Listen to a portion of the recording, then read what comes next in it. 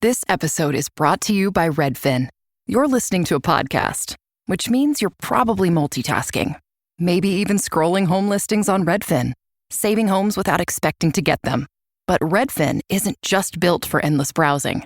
It's built to help you find and own a home. With agents who close twice as many deals, when you find the one, you've got a real shot at getting it. Get started at redfin.com. Own the dream.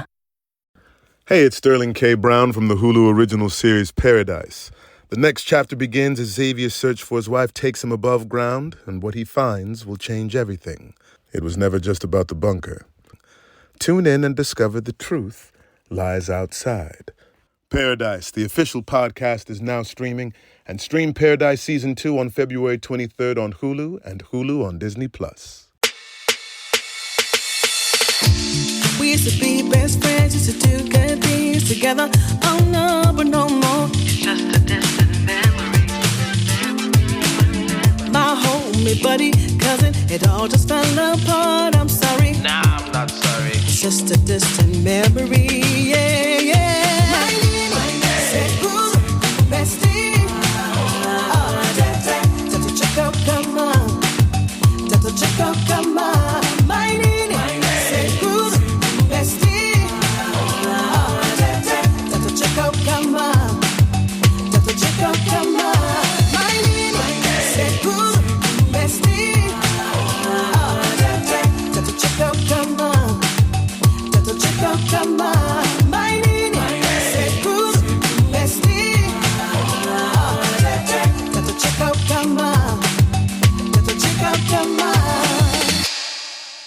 Hello. Hey, what's up? I'm good. How are you? Very well, thanks. And yourself? I'm okay. Right on time, on the dot. Just like everybody says, we don't mess. This is serious business. I need to catch you before you change your mind. Do you know what I mean? So I have to be on it. Welcome to the feeding station. Word. Thank you so much for having me. For those listening to this podcast for the first time, it's a romantic family and friendship breakup podcast showcasing stories that people would like to talk about with a view to give you lessons from their experiences. Now, I hope you find today's story entertaining, but more importantly, meaningful. And if you don't know already, the podcast is really popular for two main reasons. The first being, I do my best to keep my guests anonymous by giving them a name from the African continent. Are you ready for the name that I have for you today, my friend? Yes, I am. Cool. So I've gone over to the tropical country of Djibouti. And your name is Nemo, which is N-I-M-O, Nemo. Nemo, like the fish. Well, yeah, except that this is not N-E-M-O. I had to double check that. N-I-M-O, yeah, Nemo, yeah, like the fish. Yeah, it's very hard to forget that, right? Unless you're Dora in Finding Nemo and you forget every goddamn thing. Right? Yeah, so your name is Nemo. And what that means is somebody that's a blessing. All right. Yeah. And I like that. Yeah, I like it too. And what name are you giving the person that you're talking about today? Today I'm going to call her Lululemon. Lululemon? Yes. Any particular reason why that?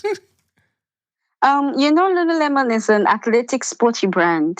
Oh, okay. No, I didn't know that, but okay. Yeah, you learn something every day. It specializes in athletic gear, and she's a very athletic person most of the time.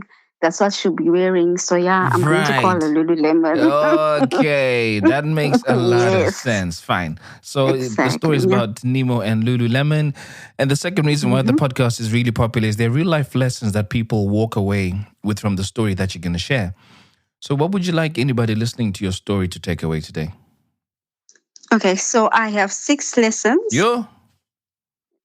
It's not that much. All right, let's hear it. I only have 6 lessons. Okay, lesson number 1 is live within your means. Amen. Lesson number 2. That's something we're not very good at doing. For the best part, living within our means. Yeah, okay. Lesson number 2 is own your story unapologetically. It is what it is. Yes. Lesson number number 3, a liar insults your intelligence. 100%, especially when you can see right through the lies. Exactly. Lesson number 4, rose-colored glasses are beautiful, but you can't see. Hey, Nemo. Nemo, you're dropping the bars still. Hey, I'm getting deep. Hey, yeah. So yeah, rose-colored glasses are beautiful, but you can't see. Lesson number 5, lie to the crowd and you lose trust. Lie to yourself and you lose direction. Listen, yeah. Did you do English literature or what? Because not even. I didn't. I'm just naturally deep. Yeah, okay. Number 6. And then the last lesson is life is not a competition. We are all in different lanes, different speeds, different destinies. Jesus, you're speaking to me, Yes. Yeah, I am. I really have to admit that some of these are really hitting home hard. And I'll play them back. Number 1, live within your means. Number 2, own your own story unapologetically. It is what it is. Number 3, a liar insults your intelligence. Number 4, rose-colored glasses are beautiful, but you can't see. Number 5, lie to the crowd and you lose trust. Lie to yourself and you lose direction. That is incredibly powerful. And last but not least, life is not a competition. We are all in different lanes, different speeds, different destinations. Jeez. Yeah. No. This is fire. So, Nemo, let's get straight into it. I'm guessing this is a friendship breakup. Is that right? Yes, it is. Okay, this is your story to share. Run with it. Where did you guys connect and how did things evolve over time? Okay, so I met Lululemon at church. There's a lady at church. I consider her like my sister.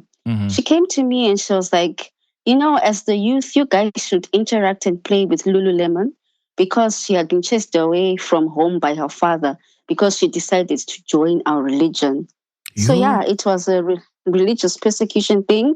Her father chased her away, so now she's moved from Kumusha, let's call it Kurafingora. So she's moved to Rafingora. She's come to our city and she's attending church with us. So you guys just interact with her and play with her.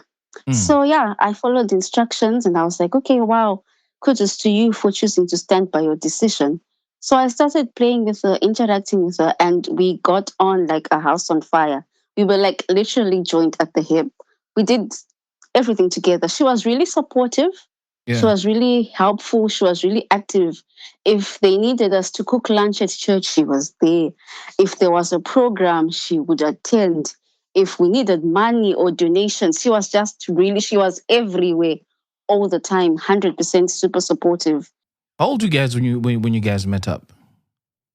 This was in 2016, so that's 10 years ago. So I was like 21. Wow. 2021. Yeah. I'm asking that because I'm just thinking about how strong I was in my faith at the age of 21. And it does sound about right. I don't know if I'd have gone that deep to actually leave my family because of how strongly I believed in Christ. But that's really deep and commendable. Yeah, it is. Okay, so yeah, we really got along, and even outside of church, like we would hang out all the time. She'd give me gifts. If we went out, drinks were on her, lunch was on her. Yeah. And so yeah, she quickly became my best friend. So I was still in university at the time. I think I was in my second or third year, and she was saying she was already done with university. So as time went on, some rumors started at church that Lululemon was, how do I put this politely? She was taking mangoes from an older mango tree at church that didn't belong to her. Yeah. I hope you understand. No. I know we're talking about church and stuff, but I'm not ready for parables on this level. Okay. Right? I'm not talking about mangoes. I hope you get that right. I don't. First. This is what I'm saying. Just say it as it is. No, I can't. Why? I need you. Why? I need you to understand what I'm saying. Let me repeat slowly. Lululemon, there was an old mango tree at church. Okay. But it was legally someone else's.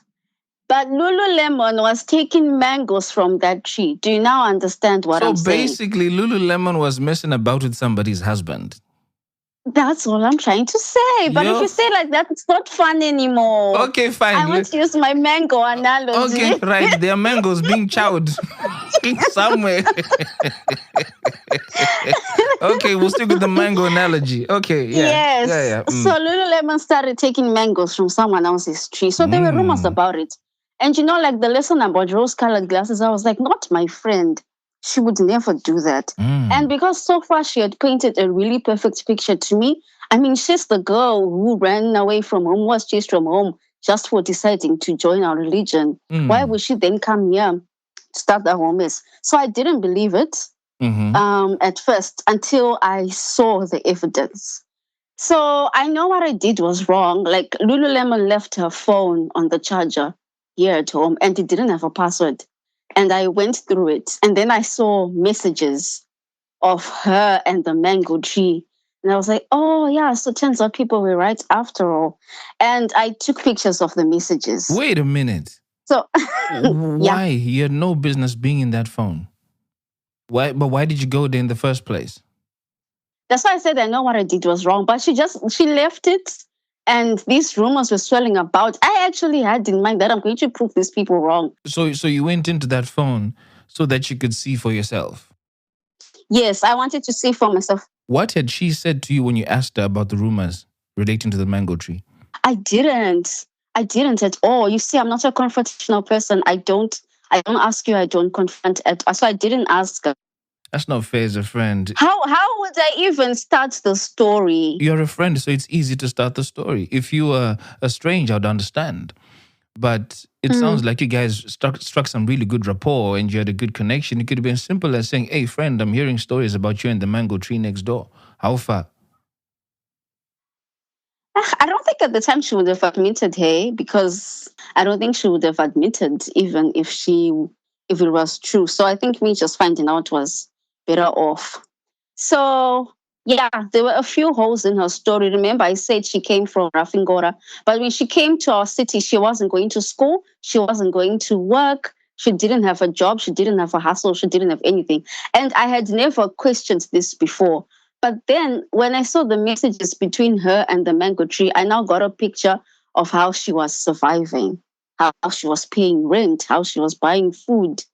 It turns out she was being kept by lots of different mango trees. It wasn't one tree. If we can put it that way. No, it wasn't one tree. It wasn't one tree. But from the messages, So when you went into the messages, were you looking for one specific mango conversation or you looking for...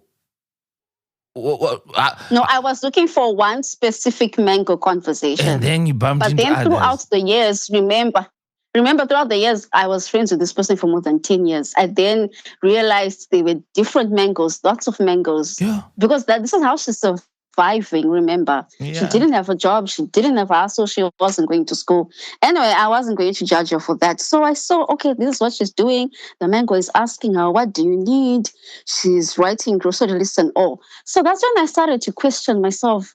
Who really is this girl? Because when she came, I never really thought, okay, how is she surviving? She got chased away from home.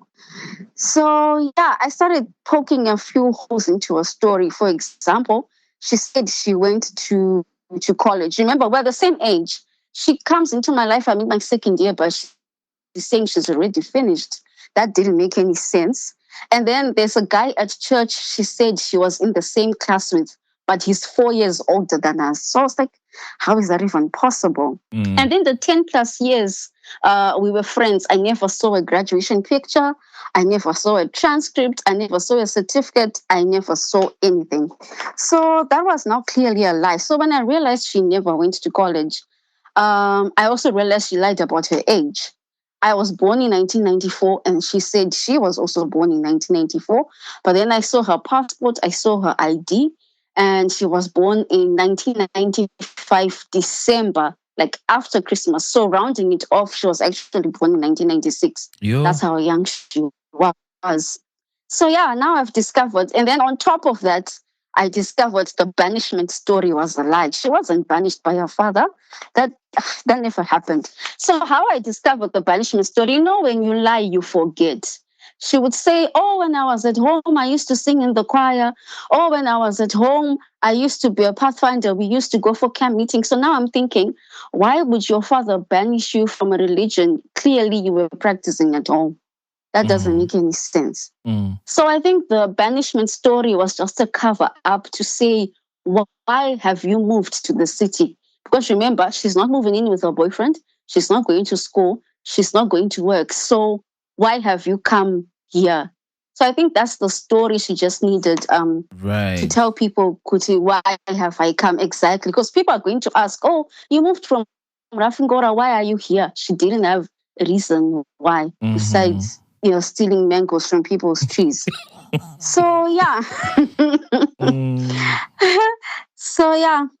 I have a cup system. Okay, let me explain it that way. So every person in my life, you have a cup with me, a cup of bullshit. So if you may, let's call it a cup of bullshit. So yeah, you fill your cup and I'm done with you. I cancel you, I cut you out of my life. So I'm sure by now you can tell Lululemon has been depositing into her cup a lot. First, it's the lies about her age. She's lying about going to college. She's dating my friend's mango's tree father and stuff. So yeah, she was really depositing into her cup a lot. So the cup system really works for me because I'm acknowledging that people are not perfect. We make mistakes. But what is the rate frequency of you making these mistakes? That says a lot to me about how you value me. If you love me and you value me, then the goal is for you not to fill the cup, or at least do it slowly. But a constant, deliberate fuck-ups are just showing me that you don't respect me and you're taking me for a ride. So yeah, you do something, I catch you, I don't confront you because you know what you were doing, you were there. So what's the point of confronting you? I can't ask you, Tinto, why did you take this pencil? You were there when you took the pencil. You know what happened. So what's the point of me confronting you? So I see, oh, Tinto stole my pencil. I catch you, I put it in the cup. It's a deposit until the cup gets full. So yeah, but slowly throughout the year. But you see, about that cup system, I got a comment to make because you've already mentioned that you didn't ask her about the mangoes, right? Because you said you just couldn't. So you're quiet about what somebody's doing, and they keep adding to the cup, but they might be oblivious to it and what it's doing to you as a friend. No, how do you mean you're oblivious? You are not. That's what I'm saying. No, I mean you're oblivious to what it's doing to your friendship. Because remember, this person thinks that her business about the mangoes is quiet and that you don't know. And the fact that you haven't asked means that you don't know. And it's cool. It's not affecting our friendship. You haven't said anything. You haven't changed. So she doesn't know to do better. I don't know if I don't know if that approach was really serving your friendship well. Because at least if you had piped up and said something to say, hey, look, I've heard this, what's going on? And then she continues depositing into it. She's now depositing knowing exactly what she's doing to you as a friend because you've said something. Right now, it sounds like it's somebody who's depositing into an account and they don't know that such deposits are being made. And I don't know if that's fair to her. Okay, but that's what I'm saying. It should be implied that if you're going to be dating other people's husbands, that has a negative, it's implied because like I'm saying, you're making a deliberate choice to do that, you understand? So I don't have to confront you or ask you about it because you are the one who's doing that. You are the one who's making that choice. So you should know that this is a strike, this is an offense because what you're doing is wrong. Let me give you other examples of what she would do. Things that you really, I don't have to ask you. For example, as friends, you gossip about people. So let's say I tell her about Delilah, a mutual friend. This is actually what happened. I told her, Delilah has been failing her driver's license test. She failed 3 times. And then one day we were playing cards, all 3 of us, me, Lululemon, and Delilah. So Delilah was shuffling the cards and she was taking so much time. And then Lululemon goes, "That's why you failed your driving test." I'm like, what does failing a driving test and shuffling cards have to do with each other? So she just wanted Delilah to know that I told her that she should. So you see, it's small things like that. There's no need for me to say, why would you say that? Because she made a deliberate choice to, to spill the beans. Or I would tell her my most private secrets and she would just repeat them to anything with ears. Like, I can't even imagine. And she was a person who was very decorative. She would add salt, pepper, oregano, basil to the story, such that I don't know. I would tell her all my private thoughts. And then sometimes the people would come back to me and say, "Yo, Lululemon is your friend, right? You tell her private things, but she's out here telling everyone about all your problems, your business is in the streets." So yeah, throughout the years, Lululemon was depositing into her cup. But then she finally filled it up last year. That's in 2025. She just filled her cup. So what happened was, I live in a shared housing situation. So it's a house and I'm sharing it with other girls. So let's say there's this girl, we'll call her Yo-Yo. Yo-Yo got married and she was moving to a different country. So because Lululemon and I were really close, the girls I shared the house with also became friends because she was always here. So Yo-Yo was moving to a different country. She got married. She was moving to a different country. So we had this little farewell thing for her. So I texted Lululemon. I'm like, we're having a farewell thing, sleepover, girls' pajama party for Yo-Yo. You should come. So Yo-Yo's friends and relatives also came for the farewell thing. And then the day before Yo-Yo left, one of her relatives, her money went missing, like her bus fare to go back home. So, we all thought nothing of it. We just thought, you've misplaced your money. But she was really adamant that the money was in my bag the whole time. I never took it out. So anyway, Yo-Yo just gave her money to go back home. Everyone went home. We dismissed it. That was in 2023. And then in 2025, that's last year, Yo-Yo came back. It was a surprise. So I texted Lululemon, Lolo, Yo-Yo came back. It was a surprise. She's here at the house. You can come through and see her. So again, Yo-Yo's friends came back. The same friends that came in 2023. They came back last year when Yo-Yo surprised us and she came back. Day one, friend number one, her money goes missing. Day three, friend number two, her money goes missing. By the time we got to day 5, even Yo-Yo herself had money missing. So this was now serious because clearly there's a thief in the house. So remember, it's a shared house situation. There's Yo-Yo who moves to a different country after she got married.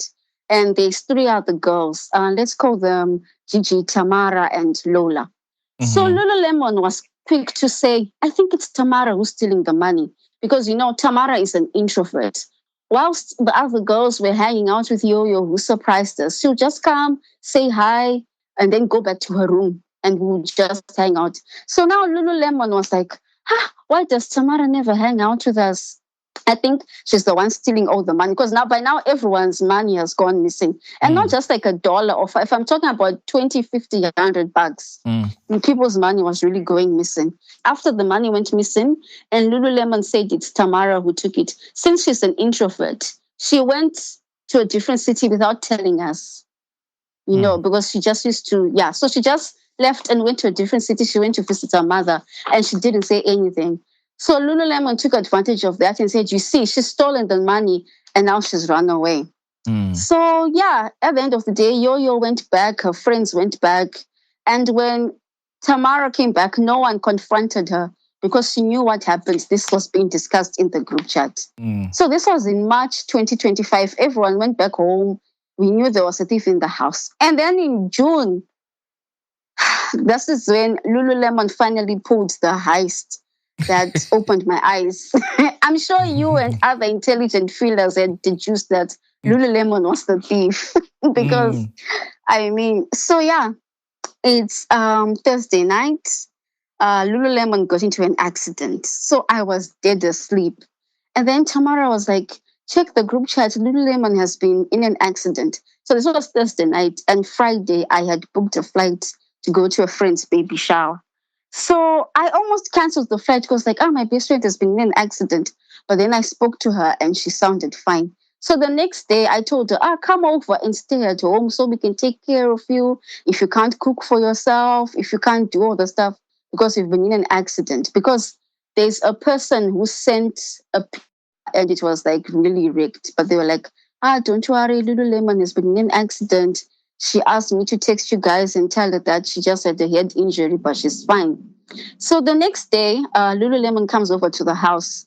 And she just has a bandage over her eyebrow, but she's fine. So I go ahead, I get on my flight and I go for the baby shower. I leave her sleeping on the couch at home. So later my mom was like, your friend, the bandage fell off. And there was nothing under the bandage. She's fine. She's fine. She was sleeping and she didn't know the bandage fell off. So anyway, there's another girl. I said there's 3 girls, right? Gigi, Tamara, and Lola. So Gigi took me to the airport. She had errands to run in town. She took me to the airport. She stayed with me until my flight left, and then she came back home. She came back home with about $800 in her bag. That was on Friday. Sunday morning, I wake up, the group chat is on fire. Gigi is missing her money. I'm like, what's going on with you guys? And remember, when I left for my friend's baby shower, I left 3 people at home.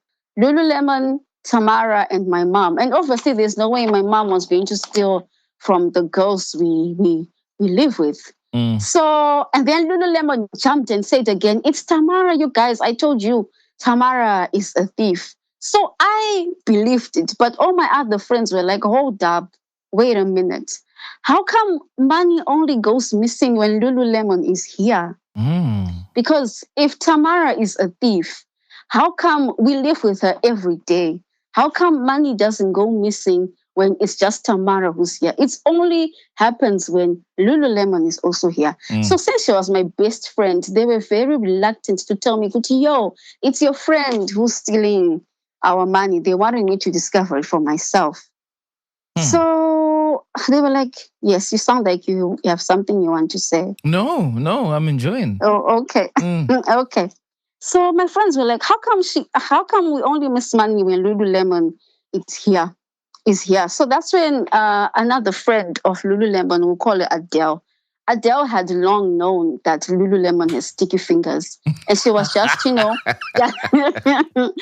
was just gathering all the puzzle pieces and just waiting to slide them all in until it's a complete puzzle. So it doesn't sound like Adele lived with you guys. No, she didn't. Remember, Adele was Lululemon's friend. But since we all used to hang out together, all these money going missings were happening when she was there.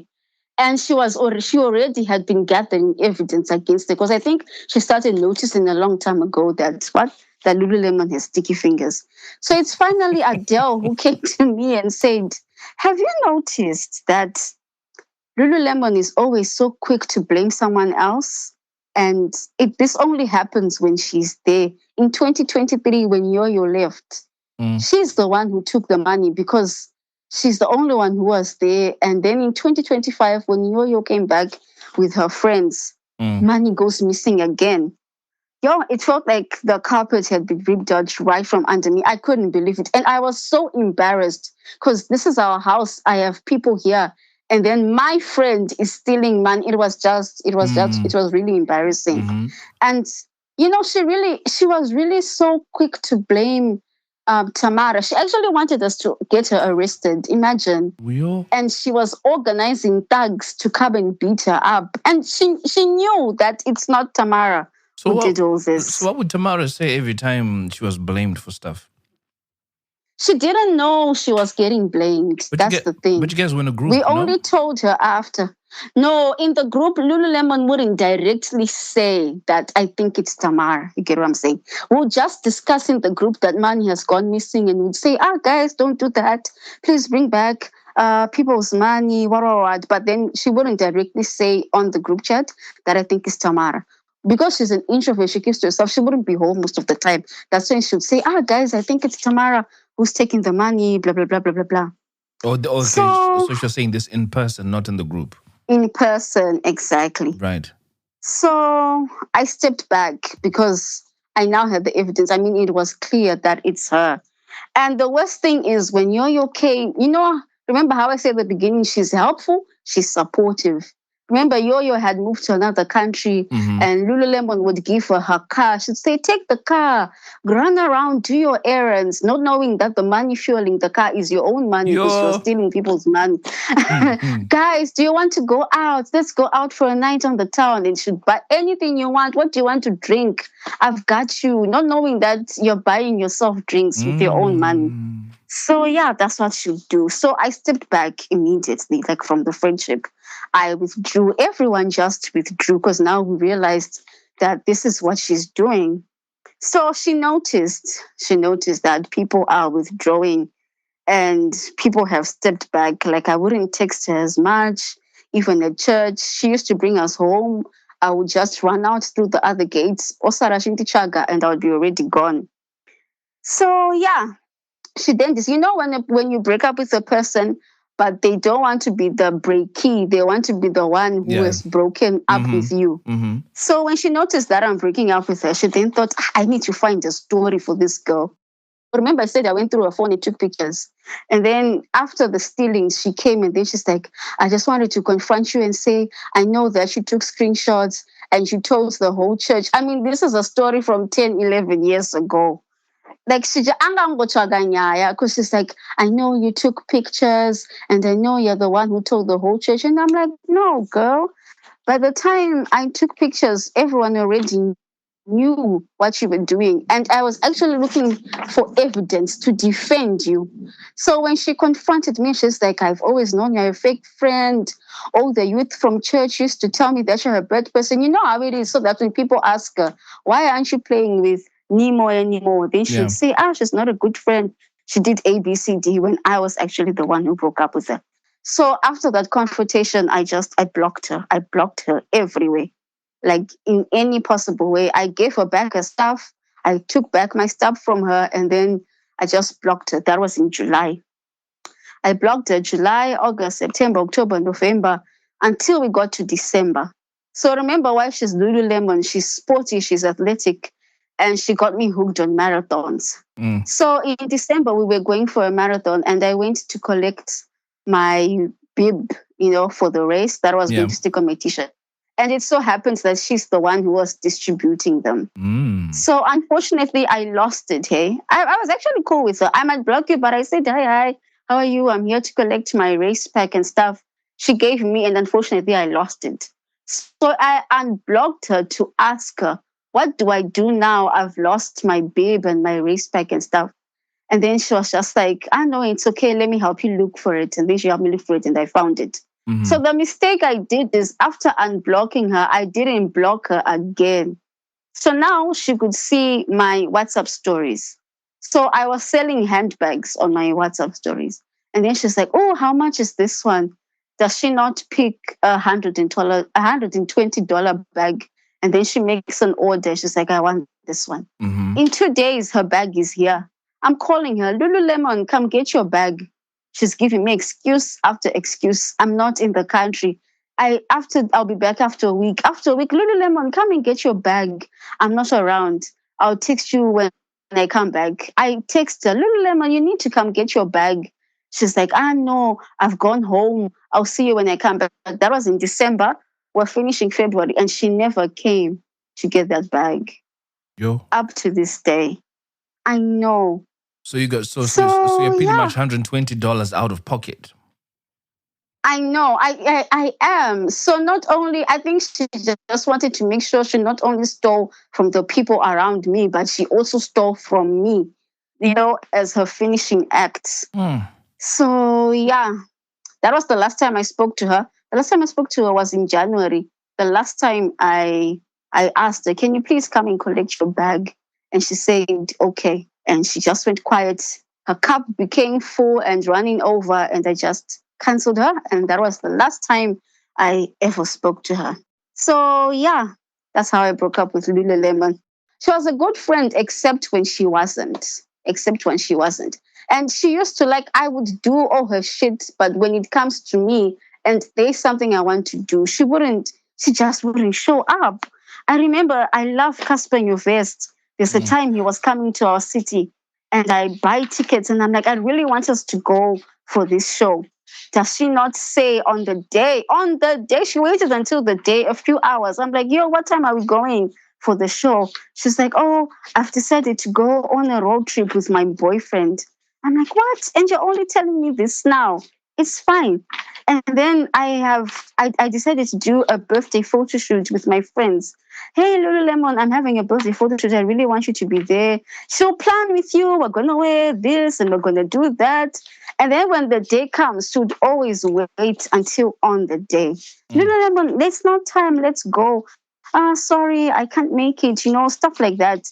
And that's when I'm only realizing now that she would only be around. I think she wanted her absence to sabotage my stuff. You understand what I'm saying? Mm-hmm. Because she's thinking, oh, I'm her best friend. If I'm not there for her birthday run or birthday photo shoot, she's not going to go through with it. But Mama didn't raise a quitter. I would go on even if she wasn't there. And, I would continue with the 2-3 friends who were there. It's so easy when the person you want to be there is not there for you to neglect the people who have actually shown up for you. Mm-hmm. So I would continue in her absence and just go on. So, yeah, that's why I broke up with Lululemon. I can really see how that happened, but I want to call out something. Yeah. I'm not sure you gave her a chance to fix things. What do you mean? Well, what I mean is, from where I'm standing, okay, for starters, you knew about the Mango story. Well, you knew about the rumors from the Mango story. Mm-hmm. Instead of being that friend who'd be like, hey, friend, can we talk about this? I'm hearing there's something ain't right. You kind of stood from a distance and a little book that you're making notes that you were using as the currency to add to your cup, right? So the cup was filling whilst you're making notes from the back without saying anything. Mm-hmm. And then you say she should have known better. She should have done better. I know nothing about her background or her history. I don't know what could have led her to do that. Mm-hmm. But some people sometimes find themselves in unfortunate situations as a result of their circumstances. Not to say that you mustn't be a victim of your circumstances all the time, but sometimes certain events in life shape you to do things a certain way. Okay, I understand what you're saying. And maybe it's all you know. And if you have somebody who's meant to be a friend and who can see this, it may have, helped you guys somewhere, somehow. If you maybe gave her a chance to fix stuff by saying, hey, I hear this is what's going on. What's up? How can I help? Instead, you're filling your cup of bullshit that she was adding to until you got to the time when you're like, nah, this ain't for me. Yeah. But then why had she moved away from home is the question. I've never heard of a person who just decides to move when you're going where you don't have any means to support yourself. It's like you're putting yourself into the lion's den because she has a home. Why did she move to come to the city knowing that she has no financial support system? That's what I'm wondering. But when you started noticing the cracks in the story, you could have asked her that question. Instead of adding to the cup of bullshit that you were ticking again from a distance and saying, I clock what you're doing. I'm not going to say anything. Instead, I'm going to fill to this cup.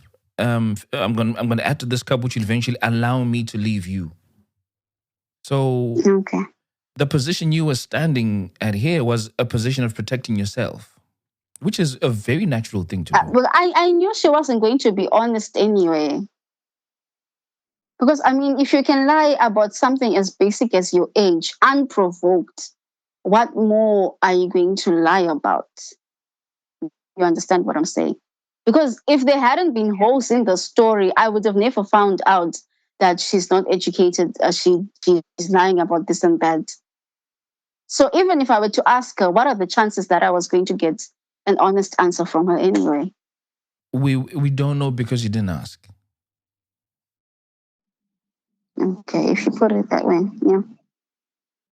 But one of the things I'm a huge fan of is, and I have to bring this back, I haven't spoken about this book in a very long time, Because at some point I thought I was abusing the discussions about it. But the 4 agreements has got an agreement that says don't make assumptions at all. Okay. It says everybody has the right to ask a question, and the person who is being asked the question has a right to respond or not respond.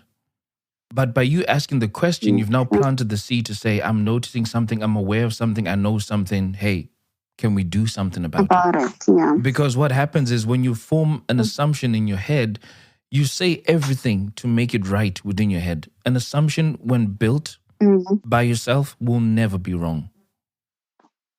Yeah, true. Because you make it work. Yeah, because I want it to work. Yeah, so I mean, that's all I would say. I kind of picked up here to say, okay, maybe there was a chance at fixing stuff before it went away. If maybe you had asked a question or two, and then if you were told a lie, you're better informed. Yeah, true.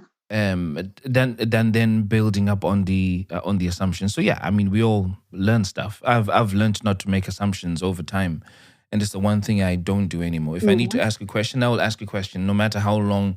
No matter how wrong it may appear to paint me.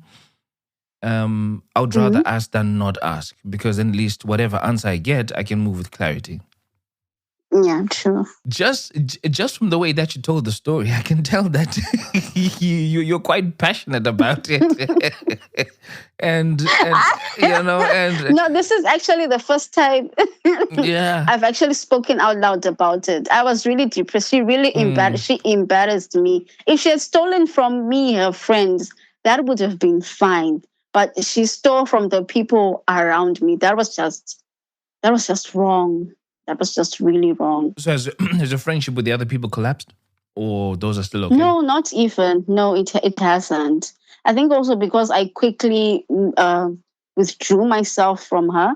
Even when they were saying just forgive her, I was like, no, what she did was just, it was beyond the pale. If she had stolen from me, her friend, but I mean, she's stealing from people she doesn't even know. That doesn't make it. And she could have asked. You see what I'm saying? She could have asked, guys, I need fuel. Guys, I need to pay my rent. Can I have $20? Can I have $80? But she didn't even ask. And she seemed to us like a person who was doing really well. Remember, I said she was generous. Whenever money was needed, she would buy us drinks, she would take us out of town and stuff.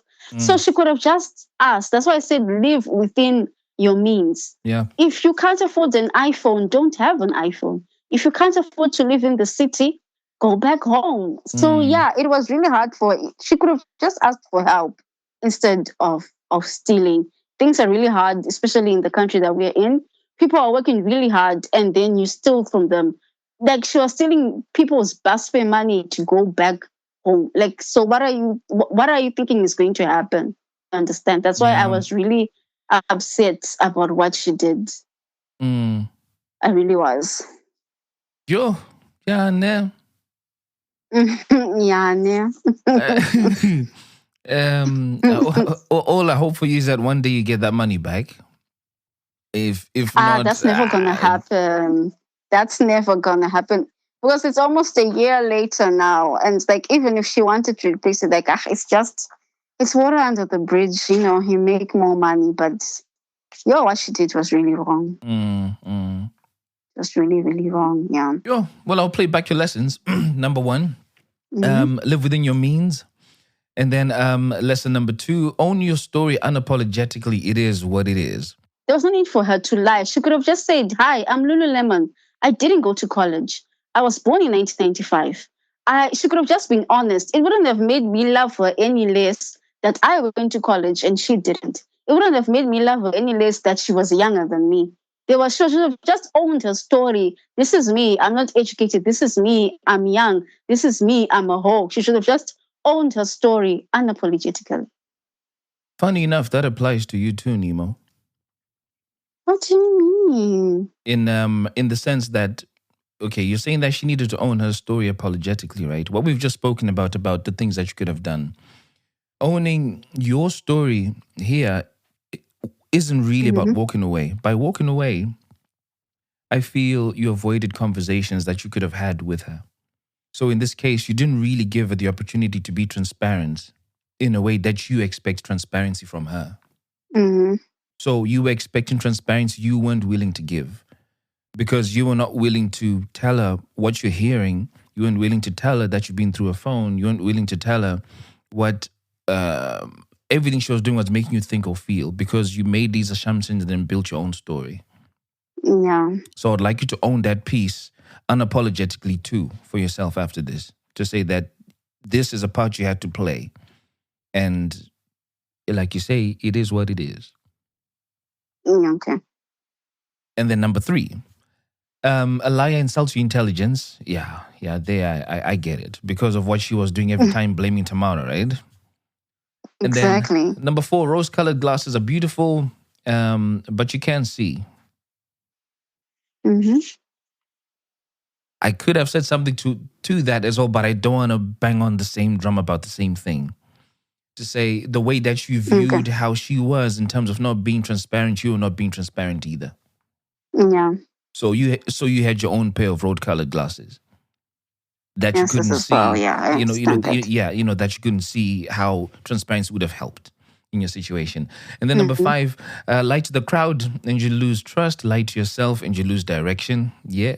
And number 6, life is not a competition. We are all in different lanes, different speeds, different destinies. That is a golden lesson, and I really, really, really like that one. Yeah. Well, thanks, Nemo, for sharing your story with us. I really enjoyed that. And you guys have been listening to another episode of The Feeling Station. I'm your host, Tinto, and I will catch you in next week's episode.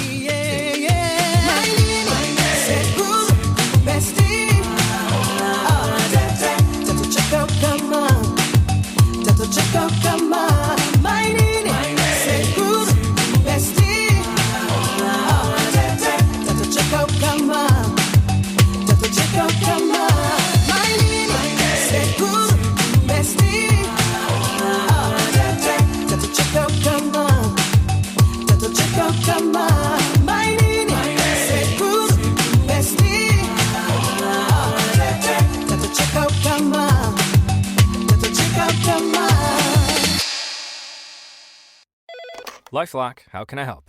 The IRS said I filed my return, but I haven't. 1 in 4 tax-paying Americans has paid the price of identity fraud. What do I do? My refund, though. I'm freaking out. Don't worry, I can fix this. LifeLock fixes identity theft guaranteed and gets your money back with up to $3 million in coverage. I'm so relieved. No problem. I'll be with you every step of the way.